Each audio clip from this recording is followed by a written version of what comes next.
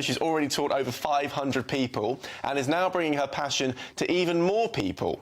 So she joins us now in the studio to give us one of her sushi masterclasses. First of all, we're a little bit nervous. We're certainly not pros. I love eating sushi, but certainly not making it. As long as you follow my instruction, it should be that easy. OK, great. That's what we like to hear. So tell us a little bit about your business and why we're here today. Of course.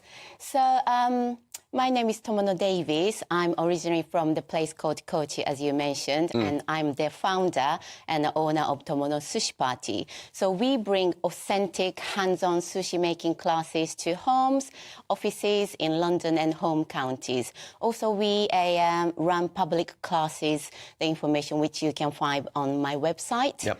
So this goes all the way back in 90s, actually, when I was a student. Never. The Japanese food wasn't widely available, but I really craved a beautiful, aromatic aged sushi, Japanese food. And when you're craving something, you started making your own at home. And I fell in love with the Englishman. He brought me back to UK. Then that's the time more people start asking me, can you teach me how to make sushi? The People's Channel. Hi, I'm Michelle Dewberry, and my show is your opportunity to cut through all the noise and dive in headfirst to some robust debates. Ideas clash. Situation, isn't it? Because the failure is... You're deliberately avoiding my point. Nothing's held back. And if you think this is the end of it, wait for more. And we do not shy away from the difficult stuff. Sometimes I want to shake people and say, if only you understood. So join me on Dubes & Co. weeknights at 6 p.m, only on GB News, Britain's news channel.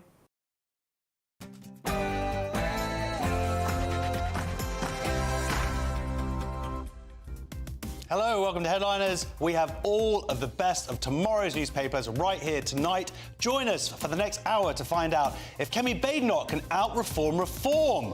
What is the future for Gaza, and which charity just figured out that maybe associating themselves with furries isn't a particularly good look?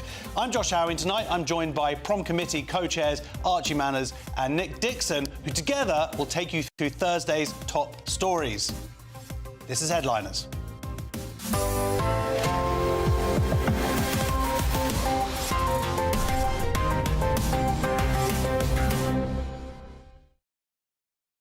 But before tomorrow's news, let's go to tonight's headlines with Katie Bowen.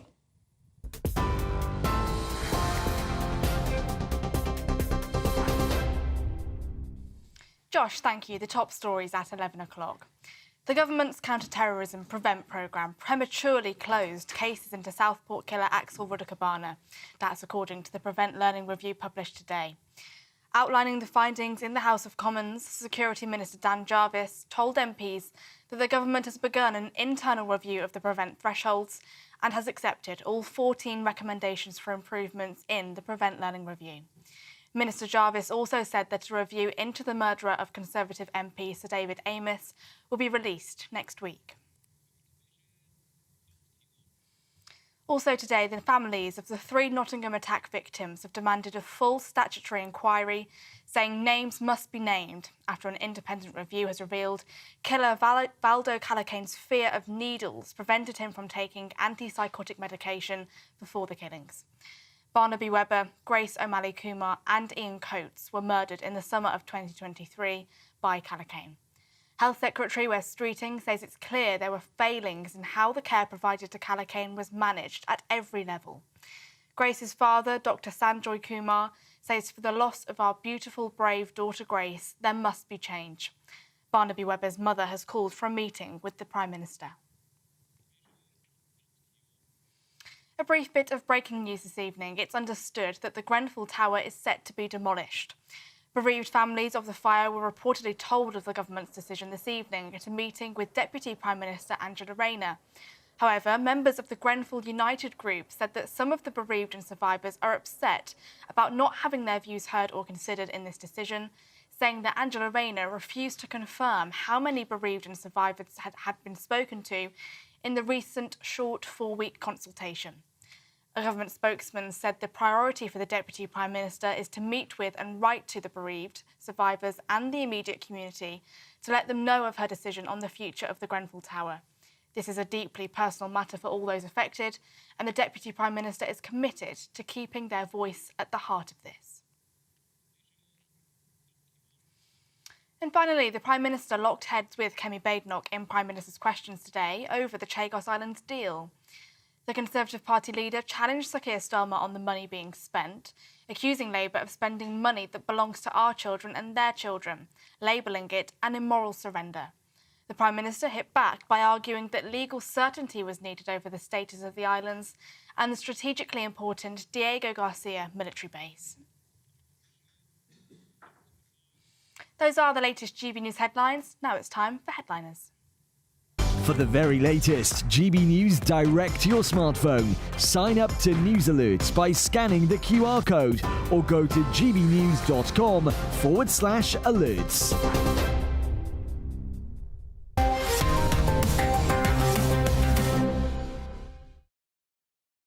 Thank you, Katie. Hello and welcome to Headliners, your first look at tomorrow's top stories with 3 comedians, or 2 comedians and a magician-comedian, a funny magician as well. A child. And I'm a commentator. He's a magician. I'm the only one who does stand-up anymore. I'm too busy here. Oh, well, let's see if we can bring it all together. We're going to kick off with a look at some of the front pages. First of all, The Guardian. Trump's Gaza takeover plan faces global condemnation. Of course, The Guardian's going to say that. The Mail.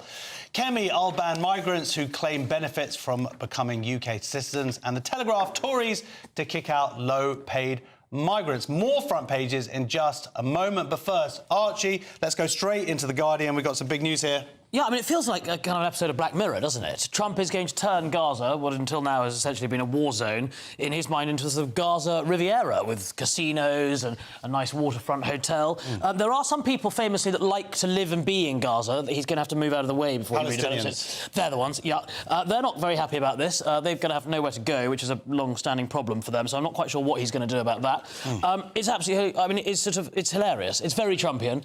He's now saying he might have to put military on the ground in order to turn it into a casino. And, well, he's still saying he's going to turn it, Nick, into, like, a part of America. Yes, he's just going to take over. I think Trump, in his time off, his 4 years he had there, has realised it's all just real estate. He's going to take the Panama Canal, Greenland, Canada, why not Gaza? So he's just like, I'm just going to buy them all. I'd love it if he bought my flat. Yeah. He's playing global monopoly, isn't he? He is. He's essentially just like, yeah. But you can never underestimate Trump. It's ostensibly got many absurdities. I mean, he even started it by saying to Netanyahu, wow, you really bring them out. Look at the numbers, like great numbers for the press conference. And then he went on and said lots of interesting things. It's usual with Trump. Is it madness or genius? He's a disruptor. Is it 6D chess? I say it is, because if you look at it, a couple of things that he's done here. One, he's put the onus on Jordan and Egypt and so on to actually do something. He's implied that you guys are going to actually have to do something with this place by saying, I don't know, maybe we'll move these people. We're going to buy it. We'll do something with it. So it kind of puts the onus on other states to get involved. The other thing he did, that Scott Adams pointed out on Twitter, it was quite clever, arguably, is he, as Adams put it, he talked past the sale,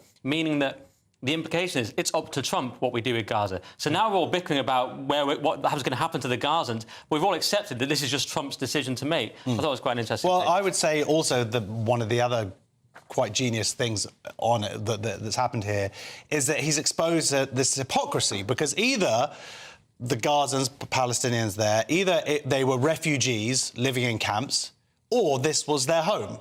So you can't have it one way, or you don't get it both ways. If it was their home and they should stay there and that's their country, then why are they constantly bombing Israel and on October 7th invading Israel with the aim to wipe out all of Israel? Either Gaza's their home or it isn't.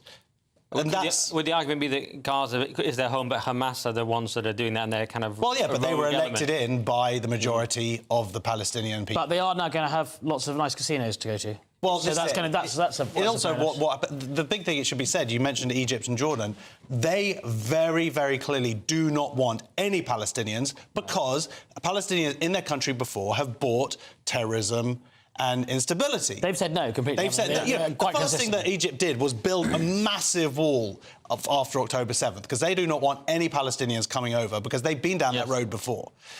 That should say something, unfortunately, about what we're dealing with here in terms of a culture that does not fundamentally want peace. And that is the crux of it. To say that, and the Starmer's come out, and we'll see this in a second, and sort of said, no, we should be going back to a two-state solution. This is what should be made very clear. Palestinians do not want a two-state solution. They just want from the river to the sea. But is that Hamas or is that Palestinians? I mean, is it a case of not all Palestinians? Hamas were voted in by the Palestinians quite a long time ago because they gave up having elections. Well, this is it. But they're not. They haven't been overthrown. Who is the leadership for peace? Who's coming along and saying we want our own state, which is great. We want a two-state solution. A brave person to do that with Hamas in charge, though, to stand up and say that. I think you've been casted through the streets by them. No, but on any side, that's the point, is who is coming along in Palestinian leadership and saying, we want two states, we want peace. Israel, you do your own thing, you have peace and security, we don't want to invade you, we don't want to send bombs over to you and have terrorists attack you, and we just want to get with peace and prosperity. They don't want that. What I think is also interesting about this is the Trump instinct of real estate is now kind of going against this idea of isolationist foreign policy, which is what we had. Yeah. He can't decide what he wants to be now because he's seen the dollar signs of mowing Gaza down and rebuilding it as Trump Gaza with a golf course. That is interesting. But it is kind of different to what we've seen previously in this foreign policy. Security concerns in terms of, well, they would have a presence in that region, which they don't have on the Mediterranean. He's got no golf courses there. They've got no golf course there. Yeah. It would be could be a massive anchor of stability.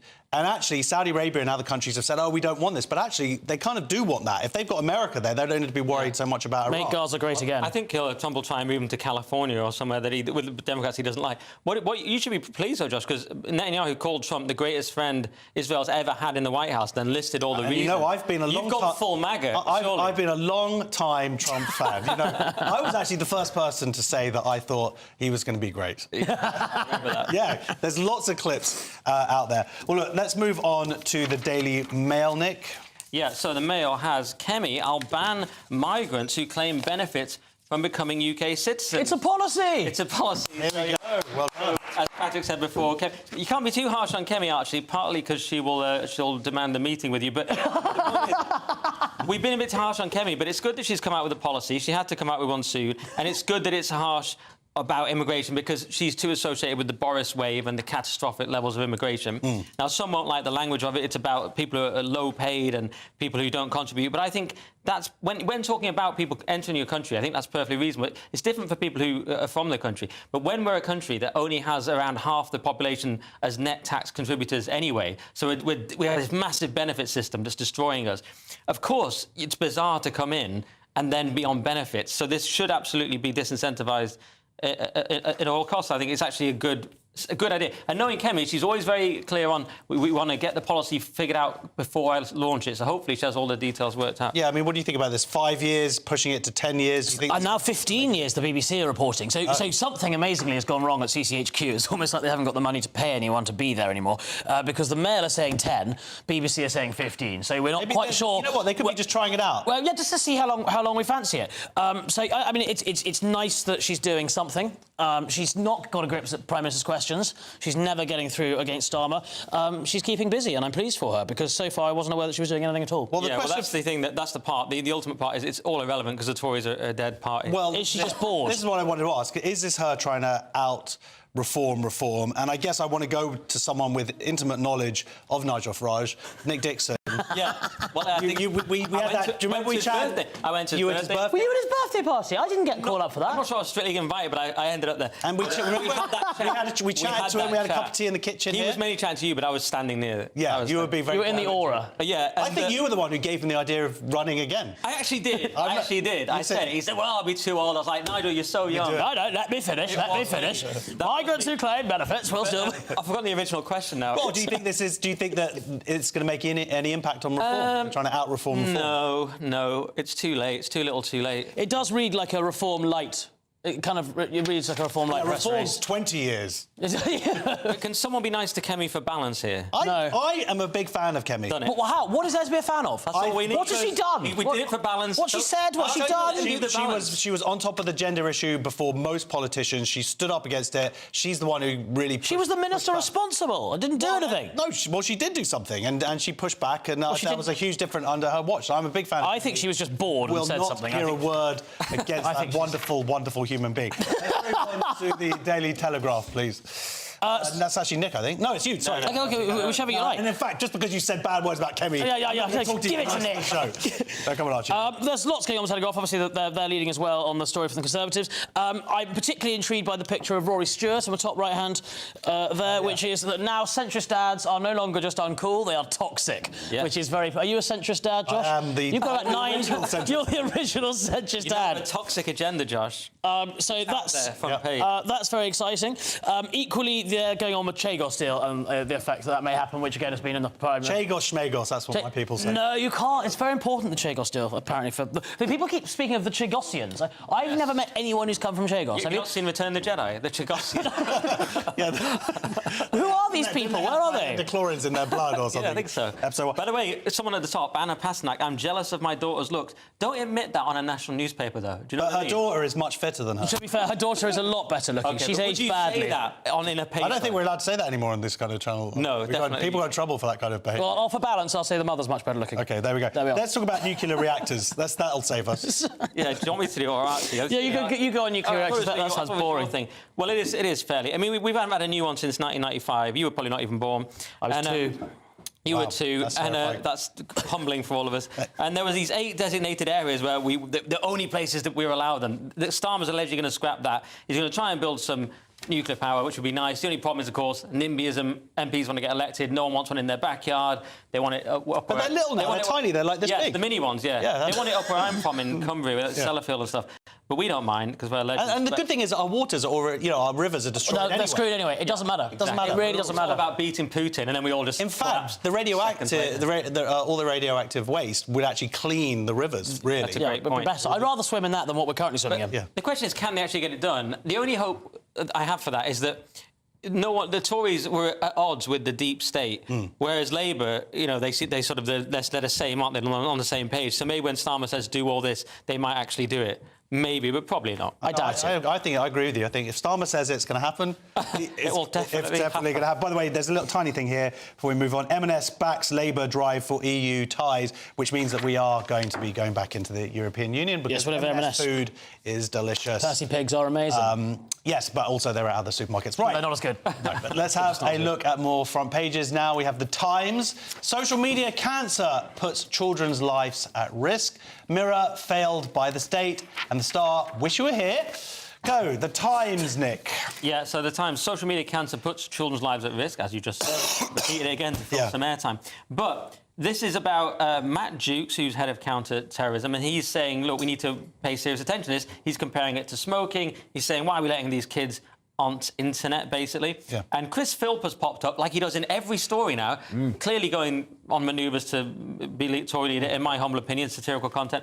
But he has said that he's broadly in favour, but should be lower than 16. Yvette Cooper said nothing's off the table, which is a nothing answer. But I do get it. I'm torn where I stand on this. It's how old are you, Archie? I'm 31. So you could be on social media. I'm allowed all the social media. Like really, really young. I'm allowed on Tinder, everything. Archie, what do you think? Is this just going to be more blaming social media for what we've seen in terms of... I do sometimes wonder if it's also just like bad parenting. Like there's bad stuff out there. Keep your kids, control your children. I don't think you understand. We need social media to entertain our children, so do not talk to me. I would raise the age, because most people don't develop a prefrontal cortex fully till 25. It depends. Archie's only just got his. So, I would put it up, along with the voting age, to 25. Well, it should be higher for apps like Grindr, obviously, but, I mean, what's the harm in other ones? Is that a social media? Is that a social media? I reckon that's a social media. My 4-year-old's got a lot of followers on TikTok. Has she? No, that's most of Josh's income. Yeah, exactly, one of those. And more top mother and daughter relationships discussed there, but not about looks again. There's actually quite an interesting story here. Find efficiency savings or risk the civil service toll. They're going to be accountable, personally accountable, if they don't actually get some decent cuts. It's a bit of a carrot the stick, because they're going to get bonuses if they do manage to save some dosh. Again, a bit like my earlier point, when Jacob Rees-Mogg says it and leaves you a little note, everyone's in uproar. When Labour say it, it's just like, yeah, good idea. But it's our doge, isn't it? Yep. Who's going to run our Department of Government Efficiency? We need an evil billionaire. We need a James Dyson or someone to come in and... Do you know Mr. Dyson? Not personally, no. We'll have a think. Wetherspoons guy. Yes, Tim Martin. That would be absolutely perfect. Tim Martin can come and sack all the civil servants. Fine. Let's look at this very depressing story in the Mirror. We had a little bit of this yesterday, but it's been conflated today with the other case, massive state failure. Yeah, this is the story of the Nottingham victims, and the parents are coming out, well, the parents of the Barnaby chap who lost his life, saying that he wants a meeting with the Prime Minister, and they're quite rightly looking for answers as to what happened, particularly when it comes down to the perpetrator of this, who suffered from schizophrenia and didn't take his medication through fear of needles. Yeah. And the NHS basically ignoring that. And the NHS basically ignoring that. Once again, we look at these things and one has to look beyond just, ironically, the initial headline and think about why they happened if we're going to learn any lessons and ensure they don't happen again. But putting all these faces together, all these innocent children, innocent young people, slightly older man as well who was murdered, when you put it together like that, there just is insane failure going on in this country. Horrific. And yeah, as you say, he avoided his antipsychotic medication because of fear of needles. There was a report that a risk assessment in February 22 had urged staff not to visit his home because he was just too dangerous, basically. And not to mention the other story of Axel Thingy, who I don't even know what we're allowed to say about him without going to jail. But both he's in jail now, so you can say what you like. You can call him absolutely anything. Yeah, but the point is, he was dropped from the watch list too early. And he's reported to prevent, the organisation that's meant to prevent these things, 3 times. I mean, that is serious state failure. Right. That is your front pages, but what, where at Legacy Media we're hoping that you wouldn't spot on page 2. There will be the police investigating Starmer. Will they or won't they be doing that? And who got £100,000 for overstaying their visa? Come back in a second to find out who that is.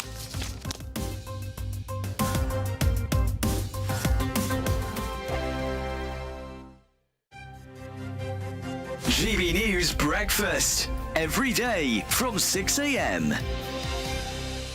According to a report from the RAC, many drivers see speed limits as a target rather than anything else. More than 50% of us think it's acceptable to break the speed limit. So this morning we're asking, is it time to increase the motorway speed limit? Let's talk to automotive journalists Danny Kelly and Steve Fowler. Gents, what a pleasure to speak to you both in one go. I think we should join many countries in the European Union that have 130 kilometres speed limit, which is around about 81 miles an hour. I drive to London on a weekly basis, and I think the roads are capable of handling higher speeds. I think unofficially the speed limit, without getting pulled over by the local police at the time, is probably around about 78, 80 miles an hour.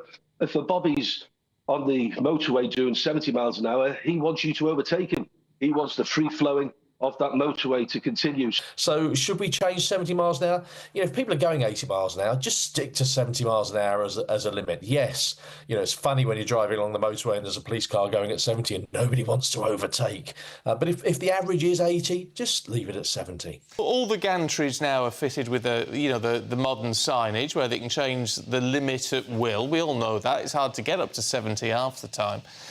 So, actually, we could apply those rules, couldn't we, at 80 or even 90 miles an hour and say, well, if the weather's bad, let's reduce it. If the fog's bad, let's reduce it.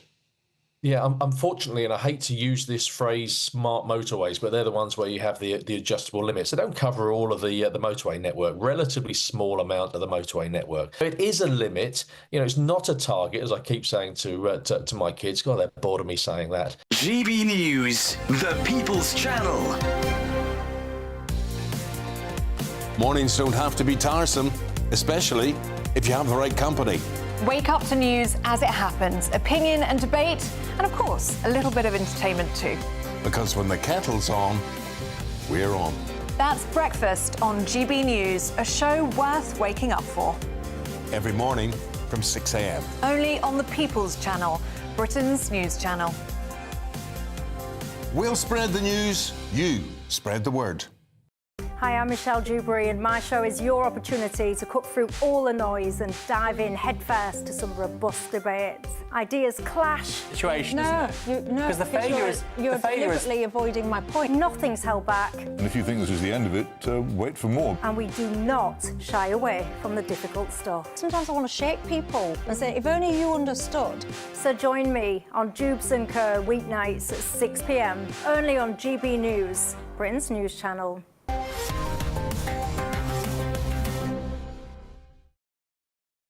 Welcome back to Headliners, starting with Thursday's Times, Nick. And if Labour keep doing this every year, they might stay in power. Interesting, it's Angela Rayner's council overhaul leaves 5.7 million with no vote this year. So more than 5 million people lose the chance to vote, and that's because of this.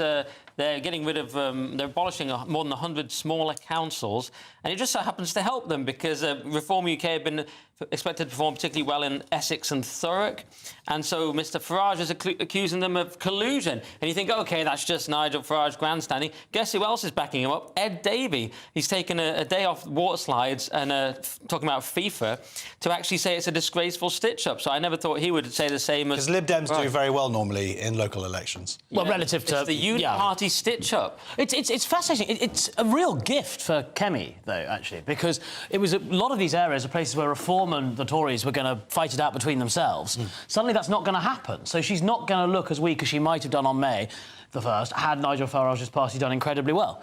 So it's interesting. But I mean, 5.7 million people have no vote, but of that 5.7 million, how many give anything about local election votes? Anyway. I mean, most people aren't even aware they're happening most of the time. And the other thing is, of course, it doesn't make sense to spend a lot of money here if it's just going to be they're going to not even come into power by the time that they change these boundaries anyway. But why does it take a year? I mean, we're so slow at doing... It's like, come on, lads. Can we not do a bit faster than that? Yeah, that's it. Come on, lads. That's my purpose speech. Do you want this, or do you just want things to be done fast, even if you don't like them? I couldn't really care less. Well, I mean, what do you think about just this whole policy of devolution at local government level?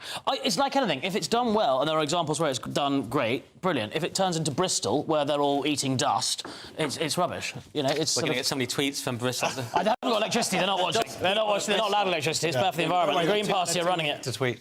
Lockdown news in the Telegraph. Archie, please let this be for the last time. I am so bored of these stories. We have moved on, ladies and gentlemen, but we are back in 2020, and it's Christmas Eve, and like everyone does on Christmas Eve, you get your vocal coach round. La la la! I don't know why Keir Starmer wanted to spend much time with the very attractive-looking vocal coach on Christmas Eve. Seems like a strange time to have this. She moved from a tier... Sorry, I just want to say, Nick's shaking his head there. I'm disgusted. He's a professional.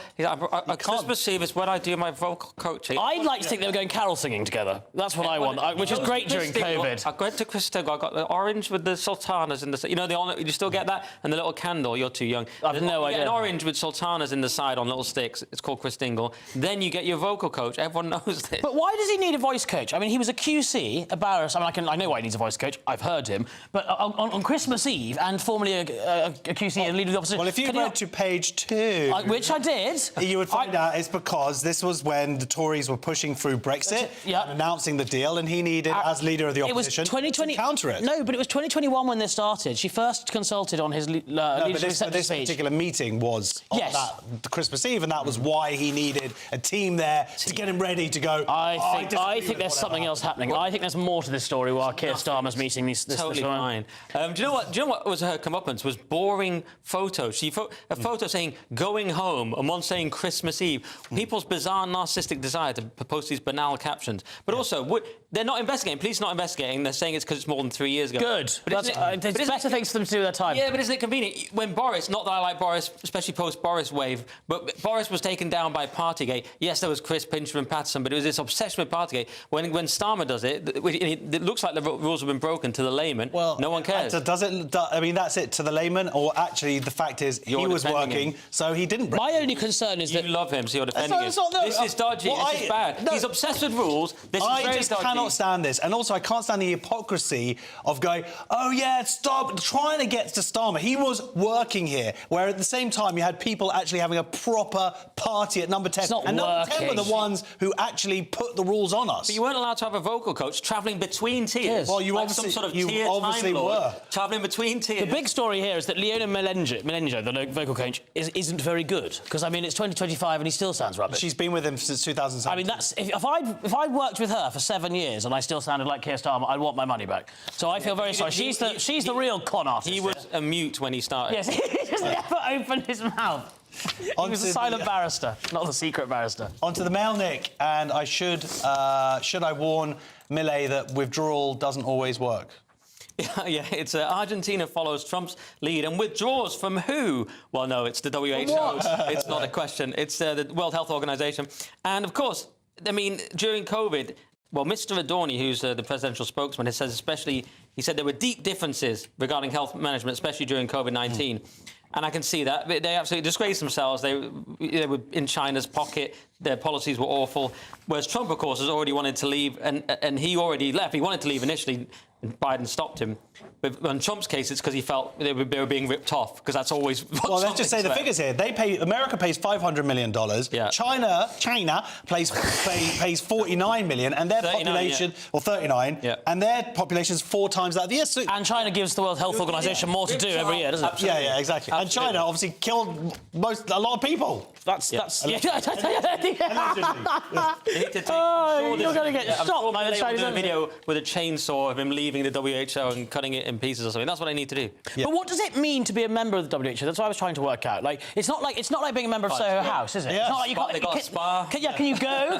Like, when you're a member of these places, can you get go? a little card? Can you get a little card? What does it actually look like? It's data. They give you advice, bad advice. It's not like being a member of the RSPB, is it? If you do release a deadly virus, Archie, they help you cover it up. Okay. It's an insurance policy. That's good money, right? Help me out here, Archie. The Telegraph has a story about a criminal who gets a load of cash for being treated like a criminal, but actually he's not a criminal. Yes, this is the Telegraph. Pakistani asylum seeker wins £100,000 after being, quote, treated like a criminal for overstaying visa, although you could rewrite that to being treated like a criminal for being a criminal. This is the fact that a judge has rejected a Home Office appeal against the person in question, Naja Almas, who came to Britain as a student, and he was awarded almost £100,000 because it took 2 years where she wasn't able to work and had to exist off other friends and family before a decision was came to. So she was given 98,000 quid. She claimed in court that having to rely on friends and family undermined her self-esteem and caused her embarrassment.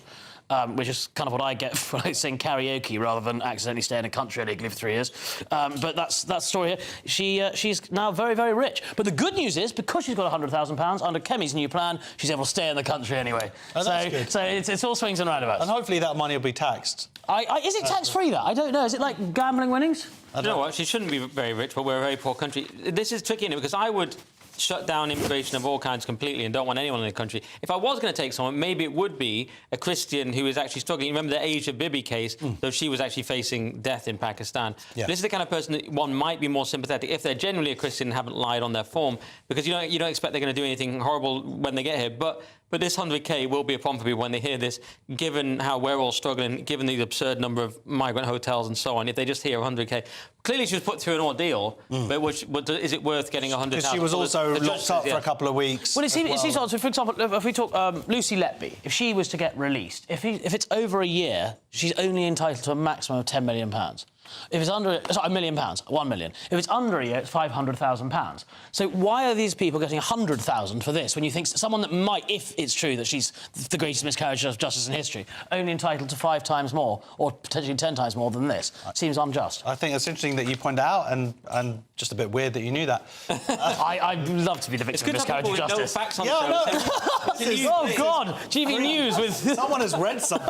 This is crazy. Right, if you're thinking about leaving us, I'd please ask you to stay a while longer, because what insanely on-point way are Labour teaching asylum seekers to assimilate, and what organisation has been taken in by fetishes? See you in 2 to find out. This is Headliners, only on GB News.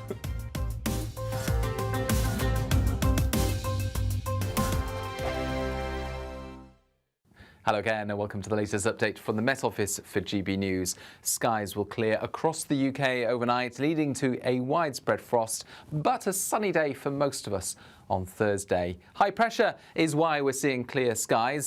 Sunshine has been prevalent across England and Wales. We've seen showers further north, but as that high pressure builds in from the south, skies will clear up and down the country. Just some patchy cloud there for the Highlands and a bit more of a breeze for the north and west of Scotland, perhaps along the south and southeast coast of England. Otherwise, with light winds for the vast majority and those clear skies, we'll see a widespread frost.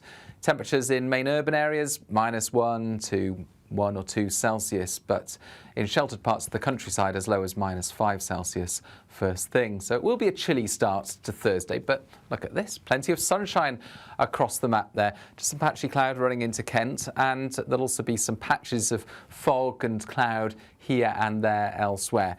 But for the vast majority, it's just going to be a chilly and frosty but bright start to Thursday. Bright blue day follows with plenty of sunshine remaining. Any fog patches that we'll see in the morning will burn away during the morning into the lunchtime period. Patches of cloud here and there, and increasingly so across East Anglia and the southeast, so less sunshine by the afternoon in these locations. A bit more of a breeze coming in as well. That breeze will make it feel cold, but on the whole, temperatures around average for the time of year, 7 to 9 Celsius. Similar on Friday morning, but I think in the south we'll see a bit more cloud through the night and hence less widespread frost, but we'll also see increasingly some showers arriving into the south and southeast of England. Meanwhile, the best of the sunshine will be across Scotland and Northern Ireland, and into the start of the weekend that cloud will become more widespread, particularly in the south, thick enough to give some sleety or snowy weather at times.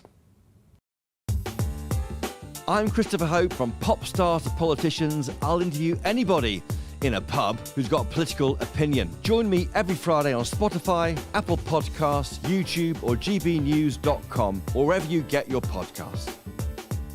This is GB News, the People's Channel.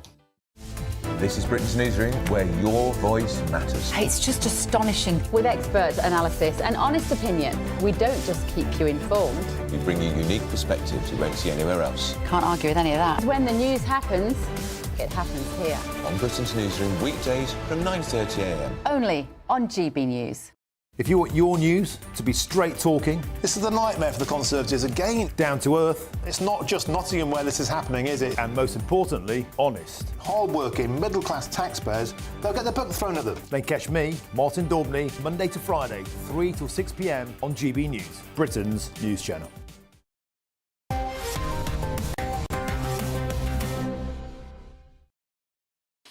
Welcome back to Headliners, where we're going to kick off with Thursday's Telegraph. And Labour has found a nifty workaround. Instead of integrating, just accuse everyone else of hate crimes. Oh, this is infuriating. Asylum seekers trained to report hate crimes by Labour councils. So this is extraordinary. So as we know, as it reiterates here, a hate crime is any offence perceived by the victim or any other person to be motivated by hostility. So taxpayers' money is being spent teaching asylum seekers how to report hate crimes. So you can imagine what will happen. Now, if we even believe the phrase asylum seekers, what will happen is illegal migrants will come over. They may be criminals or future criminals, but if you say something to them like, I don't like the cut of your jib, mate. Or could you stop hanging outside the school? The school, yeah, exactly. Or that, is being a paedophile a protected characteristic now? Or that's my dinghy. They can say that's a hate crime. And they can do, and it kind of reminds me of the Saracen's Head story when the guy who was a convicted terrorist said he didn't like the fact it was called the Saracen's Head. It's like, oh yeah, we've all got to worry about what he thinks about the name of a pub. That's the kind of thing that will happen. And that's the kind of thing Labour want to happen. Chris Philps popped up again, inevitably, saying it's a complete waste of money and saying it's fostering a grievance culture. In my view, it's far, far worse than that. It's an anti-British culture. This Labour government is on the side of anyone who is against the British. They favour anyone who's just coming into the country, who's hostile to us. Those are their favourite people. They want to marry them. Whereas a native Brit, they hate Well, it's not just the government. I mean, we've got Essex Police talking about hate crime ambassadors on issues, talking about microaggressions and whatnot. And it's not to say that there isn't going to be prejudice directed at asylum seekers or immigrants or whatever. These things are... It's important that they are stopped, but at the same time to make the focus on it, as opposed to that money that could be spent on, like, this is how to integrate in the UK. Well, they are doing that too. They're doing that too, because they're spending millions on DJ lessons and PlayStations, which, of course, is the epitome of how to be British. And you know, I think personally, I've always said this, what they should do is get everybody to queue for a passport, and if they stay in the queue, like... They're British. Yeah. And if they put the milk in the tea at the end afterwards, yeah. As long as they queue, like a really long queue that doesn't go anywhere, and as long as they wait for the day... Like a kind of witches thing, like we drown them anyway. It's a queue that never ends. But it's Essex Police again who have form after the Alison Pearson thing, don't they? And as you say, they're including local hate crime ambassadors. Imagine a hate crime ambassador. What a job. I'd love that. What do you... Imagine that on a first date. What do you do? Oh, I'm a hate crime ambassador. Actually, more than that, I would think it'd be like, would you like a Ferrero Rocher? That is a microaggression. I am the hate crime ambassador. I'm the hate crime ambassador. Guardian now, Archie, and an American judge decides to protect men from men by locking them with women. Yes, so Donald Trump, as we all know, elected and then spewed out a vast number of executive orders, one of which was to ban trans prisoners being in the prison of their chosen or their new or their current gender, depending on your perspective of things, essentially meaning that people have to be in prison with their biological sex. This, unsurprisingly, has been challenged by some trans prisoners who rather enjoyed being where they were and didn't want to move to their former gender, and the judge has halted it for now. So it's showing the limits of the power of the presidency, but also meaning that we can still have men in women's prisons in America. So that's lovely, which is good for them, I suppose. Well, it is good for them. The thing is, Nick, we've seen rapes occur, trans women, men basically, raping female prisoners, physical assaults, intimidation. That's not all, but that has happened. And where are the rights of women here? It's horrific. But this guy is Royce Lambeth. Now, he's 81, so I think he's just clueless. I normally would blame it on boomers, but 81's even older than a boomer. He's actually a Republican, but he seems to have quite a liberal record. He called the Interior Department racist in 2005. But these things were never going to go quietly. You know, it's the end of this. This will end this issue. Woke is ending, but they're not going to go without a fight. That's my take. And by the way, it's not to say that trans women, genuine trans women, as opposed to men who are just gaming the system, and they exist as well, but genuine trans women are going to face danger in a normal male prison, which means that there's going to have to be some sort of trans prison or something like that. Yeah, trans prison. Yeah, well, there we go. So we fixed it. Well done. Well done. Good. Well done, us. Shifting over to the mail, Nick, and with Trump in, army recruitment jumps as they know they'll never have to go to war. Well, interesting. Well, maybe. It's Trump's re-election lands army best free promotion in 15 years as recruitment swells to record high. And you say they'll never have to go to war. Maybe, and there's maybe something in that, because Trump is isolationist, but he likes to carry a big stick. He likes America to be strong and economically and militarily, so he can talk about terrorists and he can threaten people but not actually do anything. But there's a sort of online axiom that when we see adverts suddenly with white people in, is that they need white boys for their wars. So this makes me worry that there's a war afoot. Well, he's going to invade Canada, so that's going to require some soldiers, and then Greenland, and then Gaza. So he's going to need all these people to build the empire. The argument would go, well, no, this is just a swell because Trump's in, so people want to be in the military, whereas they didn't with Biden. But then you see, I would say, but was Trump kind of the regime accepting that they needed? Basically, the problem was with woke and with Biden, you've got no recruits into the army. So somewhere has the regime sort of gone, OK, we won't rig this election. We'll let Trump win in 2024 because we need people back in the army. Some people think that, not me. People on the internet. People on the internet. Could there be another conspiracy that people are joining the army who are sort of, you know, isolationist, well, they're cranky Americans who love their guns and they're like, oh, we're all going to join the army now and then we're going to take over the army from the inside? Oh, I didn't think of that. Like a militia or something. Yeah, exactly. Idea. Thank you. Right to bear arms. You're welcome with my new conspiracy theory. This is nuts. Have we gone into complete gaga? No, but I think my take is reasonable. It's just that you can have as much wokeness as you want until you realise you have no army. Then someone somewhere has gone, we need to put a stop to this. Right. Send out Kamala Harris. She'll lose. And then we'll get Trump and we'll get the army back. Isn't it just that everyone thinks we're on the edge of World War III, so they're just going to have... They're going to get a bigger army? That's the same thing. Okay, yeah, I suppose so, yeah. I don't know. It is interesting to see how... I mean, it could be that there are a lot of people who have rediscovered patriotism, the dirty word. Well, yes, they have, because Trump... But I'm saying sequentially, but Trump has to come in first for that to happen. Yeah, absolutely. And the uniforms are hot. Trump means patriotism is back, no doubt. Uniforms are very, very hot. Now, we have the second furry news of the week in the Telegraph, Archie, as people finally figure out that getting aroused by dressing up as an animal is weird. Right, so slight confession, we get given these stories a bit in advance to have a look at so that we can comment on them, and I'd never heard of furries. When you said confession, I was worried where that was going. No, so I have just, on the GB News Wi-Fi, looked up furries, and what I saw was shocking. And I'm slightly worried the entire office who sit behind us literally just thought I was looking at some very dodgy pornography. Yeah. These people... Well, I was looking at my own... Your own private... I was more disturbed when he said how much he liked it. You just... They are... Guys, look at this! This is amazing. It's a man dressed as a cat. You really had never heard of furries before? I'd heard of it. I'd heard of people that like dressing up as cats and stuff. I'd heard the story, but what I didn't realise was the very big sexual element of it. Okay. I mean, maybe it's something you and your wife do. It's not something I'm not into that. Too lazy for that. Totally, too much dressing up.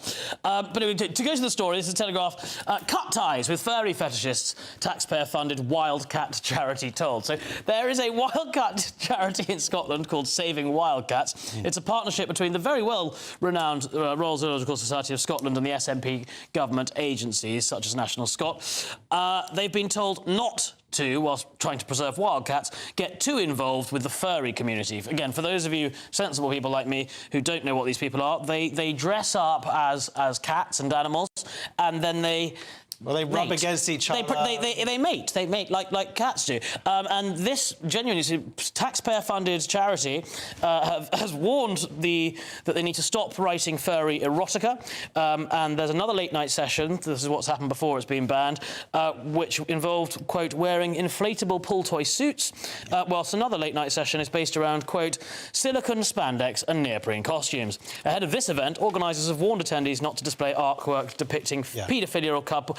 What has gone wrong? I don't understand. I'll tell you what's gone wrong is that we haven't had any kink shaming going on over the last 10 years of the TQIA plus whateverness that has now been divorced from the LGB.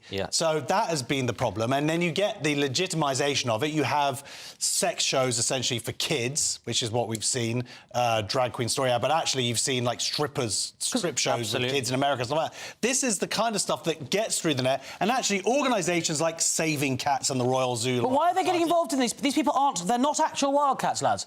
They're people dressed... The charity aiming... They were going to have a stall at this fetish They've not done their research. Like you, actually, they've not done their research. Yeah, I agree with Josh, though. Bring back shame. That's how you solve all of this. That's what our nation's built on. It's completely... I don't understand why Wildcat Charity is getting involved with people who dress as cats. It's like a charity that... mad. No, it is mad. Well, there we go. Just a few stories to go, and they are crackers. Zoom fatigue. And what is Sadiq Khan's genius excuse for the increase in shoplifting? See you back here in 2. This is Headliners, only on GB News.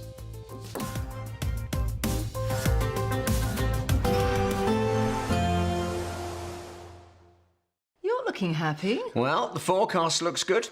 So you've sorted the travel insurance then? All Clear Travel Insurance sponsors GB News Travel Destinations Forecast.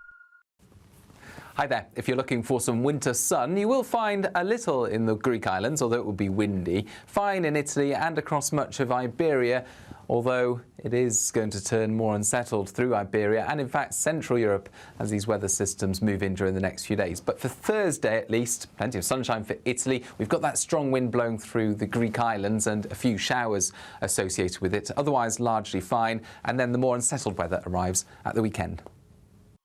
All Clear Travel Insurance sponsors GB News Travel Destinations Forecast.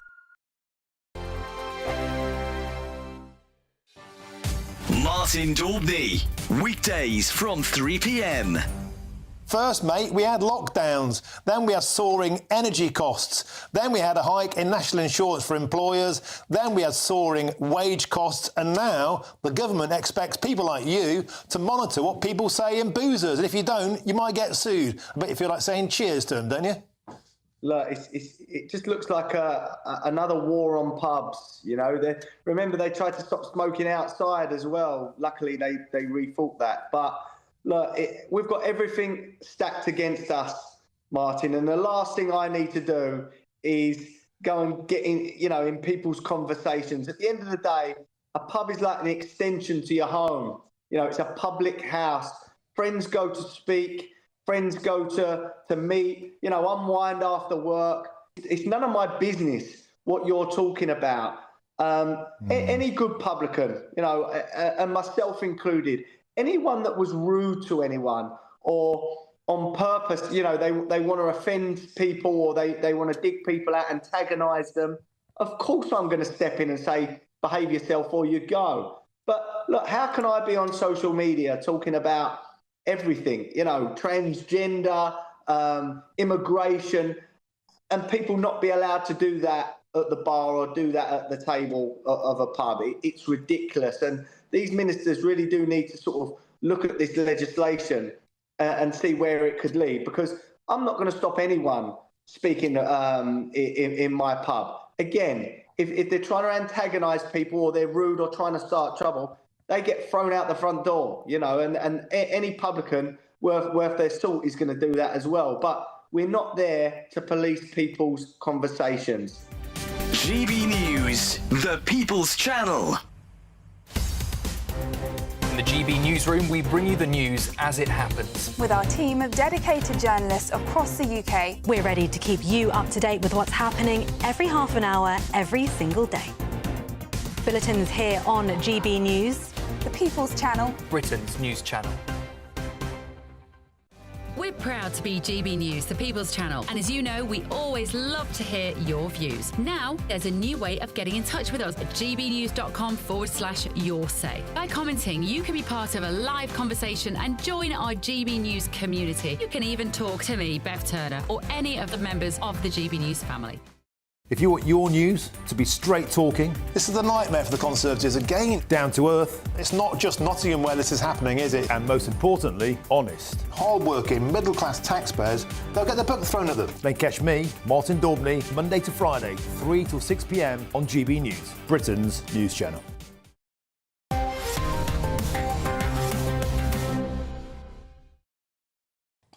Welcome back to Headliners, jumping straight into Thursday's Times, which Archie will try and tell you about without looking at his face in that monitor. The Times. Suffering from Zoom fatigue, you may be sick of your own face. And obviously, Uster is so good looking, that's not something we'll ever understand. But this is that makes it more distracting. It's more distracting. Remember Narcissus? That was the whole thing. Yeah. No, but this study of 2,448 people have found that if you don't like your own face, you would actually think that the video call you've been on was less useful. So ugly people. Ugly people. Ugly people having boring meetings. Having boring meetings. But they found that if you are ugly, you'll think the meeting you've had is less useful than if you were good looking. Now, is that because ugly people just don't get as far in life? Is it chicken or egg? Is it, or is it actually true that they therefore think that the meeting didn't go so well? Because I've always wondered, would you be rather good looking or intelligent? Obviously, you're blessed with both, Josh. But it's interesting, this. I think what we need to do is make sure that we have the Zoom needs to not have your picture back at you for ugly. It needs to be I'm fat, don't put it in the corner setting. That's the answer. To be fair to these people, I doubt they're ugly, but they don't know they're born because they're not on TV. Being on TV, not only do you have to look at your own face on clips and stuff, people on the internet, which has got loads of people on it, by the way, can comment on your face. Big, that, yeah. Lewis Schaefer can call you up at 2 a.m. and say you're fat and ugly. This is just a random example, and your beard's very unattractive. And you have to just live with this kind of thing, and you become like what Tucker Carlson does. He just doesn't even ever look at himself. No. And he goes, no, I go absolutely crazy. Yeah, he never looked. Can I say, why have you not blocked Lewis's number? I did that ages ago. I've muted him, but I know we've been getting on well lately. I got last time I was on, someone tweeted me saying, "Why is David Cameron's nephew on Headliners?" Why? Because I apparently look like a kind of. I obviously come across as a. I was about to say a bad word. Sort of poshy twit. I don't know why David in conservative media, to be fair. Yeah, to be fair, it is. I'm the outlier. Yeah. You people look down on me. But anyway, the point is you hit the nail on the head, put that little box in the corner somewhere. Get rid of it. Sometimes you can't get rid of it. But I quite like looking at myself. No, I do not like I'm quite... There we are, that camera's right on me. I love that. I do not like looking at myself. I get very... Oh, the director's moved away now. OK, we're going to go on to the next story now, and it is Telegraph Nick rediscover cheating in exams by notes inside sunglasses. You read that quite well, given you couldn't see it. But don't put the camera on me either. So banning phones. Just leave it on Archie for the rest of the show. Too much. That's the problem. Banning phones in classrooms does not improve marks. So this is a fairly dull story about why it's a pointless story. Yeah, sorry, I zoomed my Lewis Schaefer. No, it's an okay story, but it's about how is it actually any good banning phones or not? Does it make any difference? And what they basically found is it actually does make a big difference for people's mental health, children, young people, and physical activity, sleep, and educational attainment. They just haven't done the test properly on schools yet. That's what we learned. OK, yeah, it's a strange one because they're like, it doesn't improve marks, and then you read it and it goes, oh, actually, it does. If you've got loads of social media, it lowers your grades and whatnot. So it does. It actually does. But also, schools are the ones that ban phones, so you'll probably do better because you've got one of those. Now they won't let you have one of these smartphones. They give you a brick, like a Nokia brick, like your granddad has. A drug dealer in the wire. Literally like a drug dealer, yeah. Right. So all you can do is like text, phone calls, and drug deals. The Wire. The Wire was a show. There was a thing called TV, terrestrial TV. No, what? Well, you can only watch things at the same time as everyone else. Weird. It's not even that young. I had all the jokes in mind. I was like in his 20s. I had all these jokes. Let's go with 20s. Let's go. Botox is good. Let's go with the 20s. Archie, the Mail next, and you've kind of got to hand it to Sadiq Khan. Sir Sadiq Khan. Sir Sadiq Khan. This excuse is so bad, it's genius. This is absolutely hilarious. Sadiq Khan has been asked by a journalist as to why the number of shoplifting offences in London is so high, to which Sadiq Khan responded, well, we have a lot of shops. The story here is that 80,041 shoplifting offences were recorded in the year up to September, which is from 53,000 before, which is twice, it's 22% rise across England. It's more than double the average in the rest of the country. More shops are closed. And more shops are closed because everyone's stealing everything from them, so they can't make any money. But as the mayor, Sir Sadiq, is he really going to claim that rather than lack of policing or the fact that the city's just going to the dogs? We have a lot of shops. Nick, thanks so much, man. Great. It's chutzpah here. He's the worst mayor of Gotham City I've ever seen. I mean, the problem is they have no fear. Start cutting off hands. You only have to do it twice. No. Ends. So there were. Nick wants a Islamist society. Sharia law. Very good. You only have to do it once or twice. You heard it here.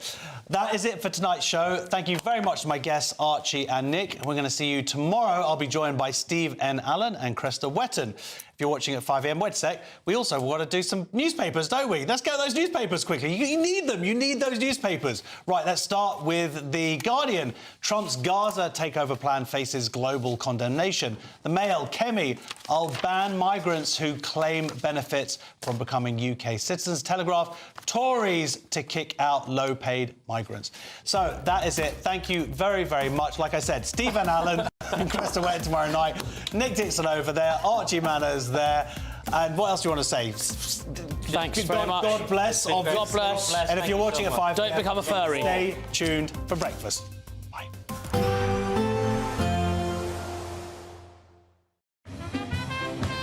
There will be a light breeze in the morning, leading to a warm front. Boxed heat pumps, sponsors of weather on GB News. Hello again and welcome to the latest update from the Met Office for GB News. Skies will clear across the UK overnight, leading to a widespread frost, but a sunny day for most of us on Thursday. High pressure is why we're seeing clear skies.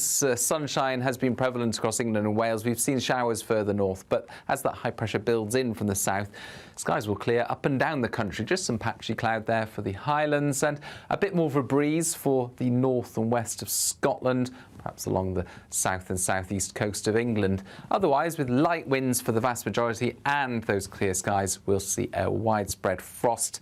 Temperatures in main urban areas, -1 to 1 or 2 Celsius, but in sheltered parts of the countryside as low as -5 Celsius first thing. So it will be a chilly start to Thursday, but look at this, plenty of sunshine across the map there. Just some patchy cloud running into Kent, and there'll also be some patches of fog and cloud here and there elsewhere.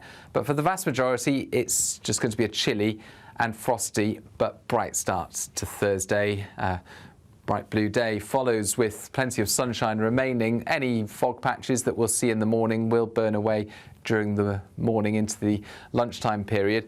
Patches of cloud here and there, and increasingly so across East Anglia and the southeast, so less sunshine by the afternoon in these locations. A bit more of a breeze coming in as well. That breeze will make it feel cold, but on the whole, temperatures around average for the time of year, 7 to 9 Celsius. Similar on Friday morning, but I think in the south we'll see a bit more cloud through the night and hence less widespread frost, but we'll also see increasingly some showers arriving into the south and southeast of England. Meanwhile, the best of the sunshine will be across Scotland and Northern Ireland, and into the start of the weekend that cloud will become more widespread, particularly in the south, thick enough to give some sleety or snowy weather at times. We can expect clear skies, leading to a light and warm day ahead. Lovely. Boxed Solar, sponsors of weather on GB News.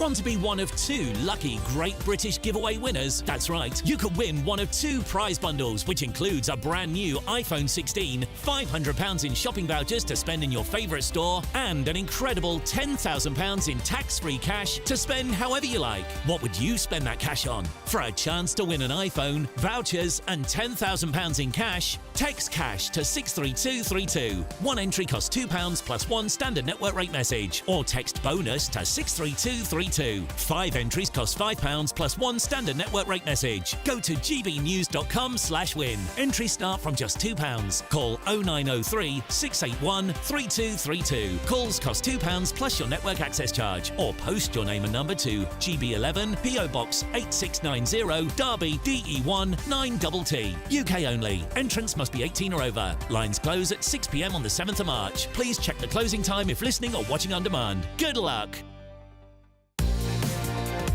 Mornings don't have to be tiresome, especially if you have the right company. Wake up to news as it happens, opinion and debate, and of course, a little bit of entertainment too. Because when the kettle's on, we're on. That's Breakfast on GB News, a show worth waking up for. Every morning from 6 a.m. Only on the People's Channel, Britain's news channel. We'll spread the news, you spread the word.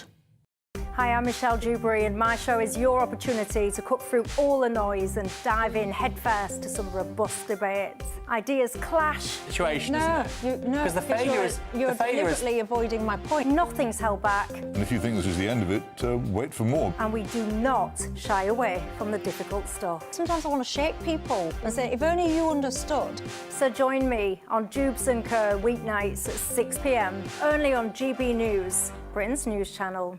Good Afternoon Britain isn't just about us. The wonderful thing about this programme is it's about everyone watching. It's an interactive programme. Well, there absolutely is something to see here, and we're going to be talking about it more. Whether it's breaking royal news, Will, please bring us up to date. Or indeed a particularly punchy speech in the House of Commons. Very, very curious. We bring it to you live, and then we bring you live reaction as well. That's Good Afternoon Britain, weekdays from midday. Only on GB News, the People's Channel, Britain's news channel. Join me, Camilla Tominey, for a frank and honest discussion with those in power that cuts through the spin and gets to the heart of the issues shaping our nation. You haven't confirmed that you want to stand as leader, but you haven't ruled it out either. This report basically says that he's not fit to stand trial.